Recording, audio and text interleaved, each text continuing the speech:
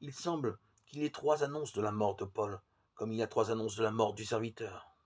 Ôté de la terre un pareil individu, acte 22-22. Il a été enlevé de la terre des vivants, Isaïe 53, 8. La mission de l'apôtre des gentils se présente donc comme l'accomplissement des prophéties du serviteur, dans une imitation de la vie et des souffrances du Christ.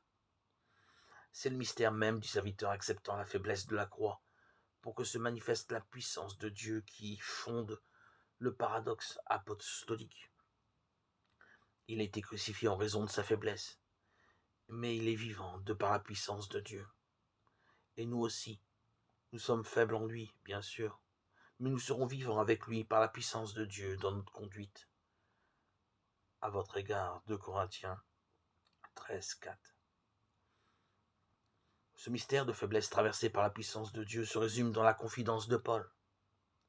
Mais Dieu m'a déclaré, ma grâce te suffit, car ma puissance se déploie dans la faiblesse. C'est donc de grand cœur que je me vanterai surtout de mes faiblesses, afin que repose sur moi la puissance du Christ. Oui, je me complais dans mes faiblesses, dans les outrages, les détresses, les persécutions, les angoisses endurées pour le Christ. Car lorsque je suis faible, c'est alors que je suis fort. 2 Corinthiens 12, 9, 11. L'étonnante vigueur de cette formule s'accroît encore du fait qu'elle s'insère au cœur du mouvement qui traverse les extraordinaires chapitres 11 et 12 de la deuxième épître aux Corinthiens. C'est pour Paul son chant de l'innocent. Comme si le mystère du Christ ne pouvait se dire qu'en termes de folie. Oh, si vous pouviez supporter de ma part un peu de folie. 2 Corinthiens 11, 1.